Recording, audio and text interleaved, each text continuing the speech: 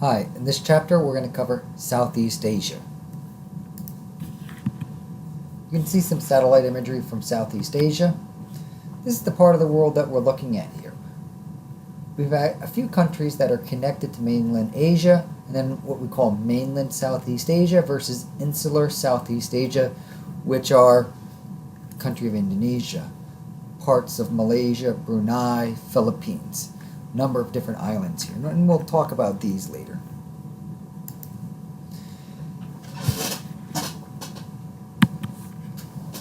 Some of the environmental geography. It was once a very forested region, especially in mainland.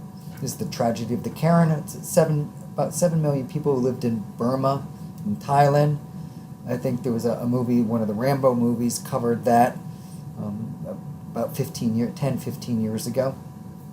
And then the deforestation of Southeast Asia. So we can look at damages of watershed, loss of biodiversity, and a lot of Southeast Asian countries have established bans on the export of raw logs as a result.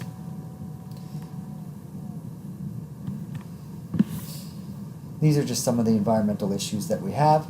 And when we talk about population distribution, we'll see where it is. Obviously, towards the center of some of these countries, it's sparsely populated. But we do have mountains, but for the most part, this area runs right along the equator here. So we're looking at relatively warm areas.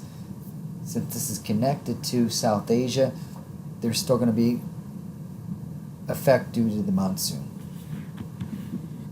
So there's smoke and air pollution, rugged uplands, and we've got a number of different rivers, the Red, the Mekong, but for the most part, relatively flatter areas there compared to what we saw in South Asia. Once again, a lot of tectonic activity that we have here. We have Mount Pinatubo. This was an eruption in the early 1990s. And then we have this large plate here between the Indian Ocean and this Eurasian plate here. We had a major earthquake here in December 2004 that caused the Boxing Day, December 26, 2004 tsunami that killed 250,000 people in places such as Burma, Thailand, mainly in Indonesia here. Okay, this is Banda Aceh, over in Sri Lanka, India, and even over to Africa. So this is still tectonically active. And I think in previous talks we've talked about the difference between some of the tsunami warning systems in the Pacific Ocean and the countries that surround the Pacific versus the Indian Ocean. These are all much poorer, so they don't have the infrastructure in place to put in a warning system. We might have an earthquake off the coast of Alaska, and we might know about that approaching Hawaii or California. They don't have the luxury. And then we have these volcanic arcs formed from these subduction zones here. So we have major earthquake here from 1881 called Krakatoa.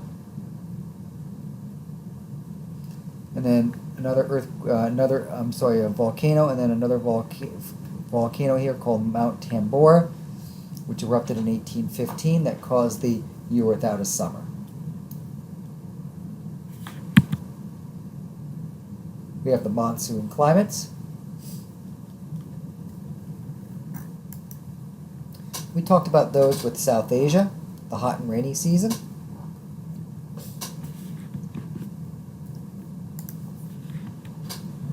And you can see some stark differences between the two. This is in Cambodia, southern Vietnam.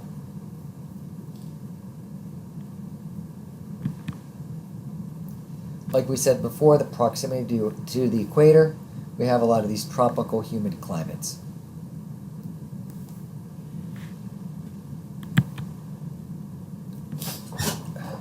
In these insular environments, Indonesia has more than 13,000 islands. Major islands are Sumatra, Borneo, and the western half of New Guinea. Philippines is made up of about 7,000 islands. So these are what we call archipelagos.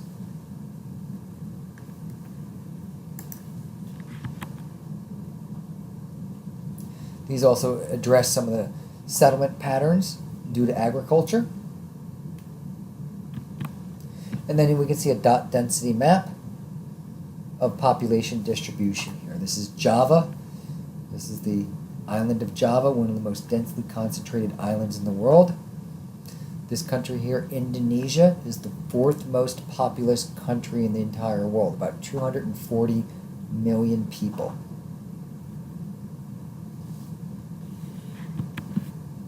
So we can see plantation agriculture, rice in the lowlands, and population contrasts. Philippines has high growth rates, high total fertility rates in places like Laos, Cambodia, on the mainland. And we can see some of the population change here in Indonesia.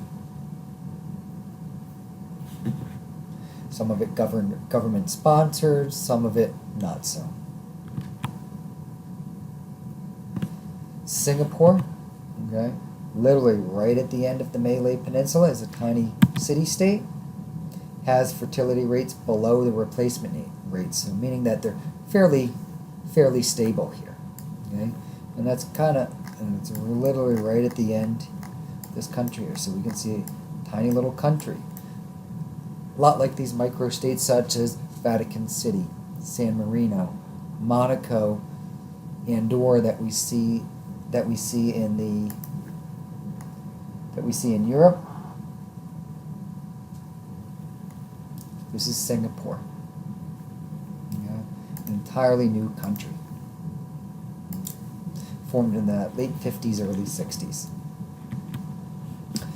Less than 30% urbanized. Obviously, we're not speaking for Singapore here, but also urban primacy in Indonesia, like Jakarta and Vietnam. And this slide talks about the Chinese influences.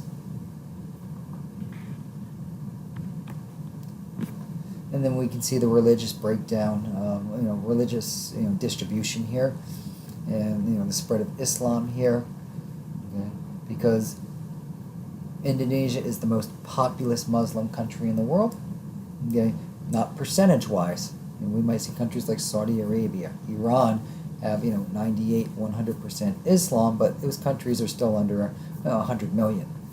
Indonesia is 240 million, and I'll look at the numbers later. We can see Christianity, and more specifically Roman Catholicism here in East Timor.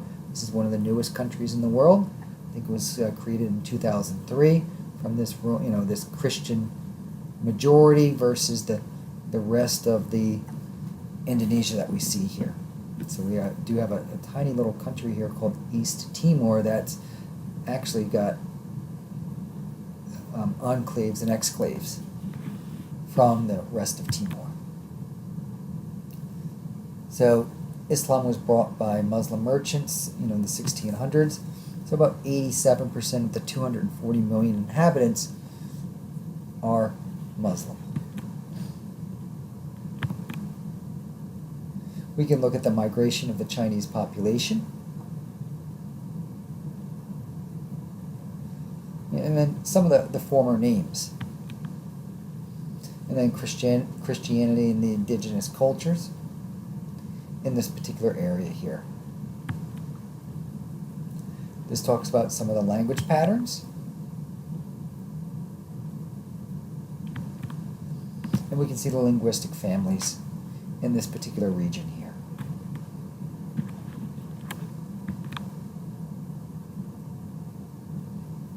This talks about cultural coherence and diversity.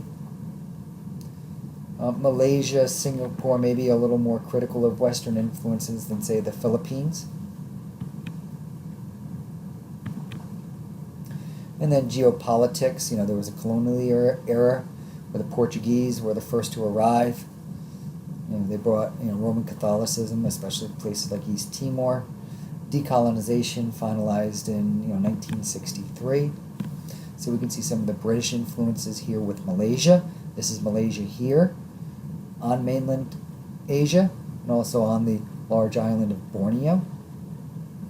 And then in Burma, French.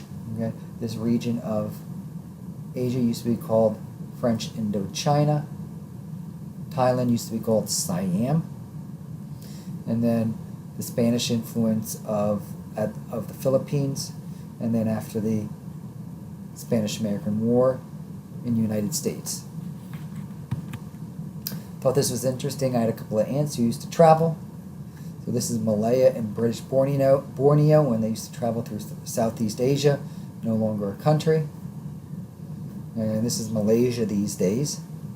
This is from 1959. I think this is from 1959. This is Hong Kong. This is Queen Elizabeth II, who is still alive as of 2018. And the influence of Spain on the money of Philippines is called peso. So I thought that was interesting. Vietnam War and its aftermath, from French Indochina, northern part, southern part. These days there is just one Vietnam.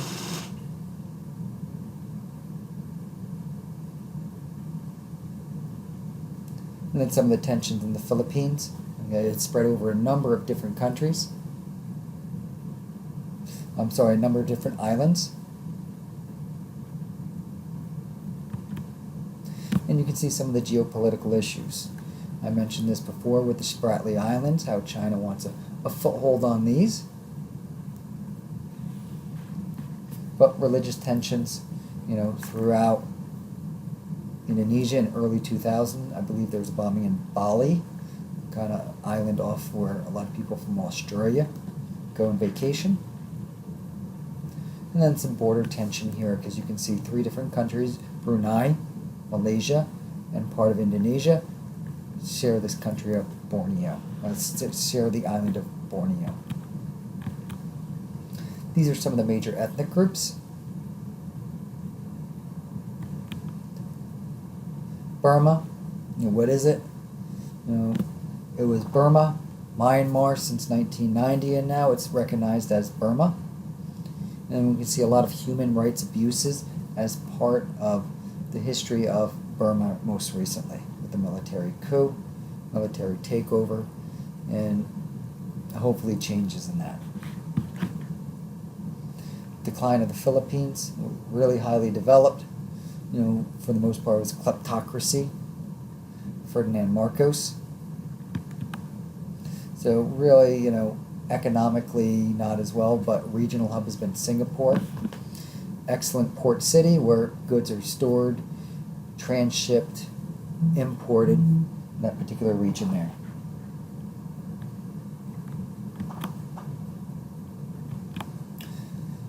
This is the Petronas Towers, Kuala Lumpur. This is Thailand as an emerging tiger. Maybe, maybe not. We hear about sex tourism, and we see this part of the world here has high rates of HIV/AIDS, perhaps due to this. And there's still poverty in Vietnam, Laos, Cambodia.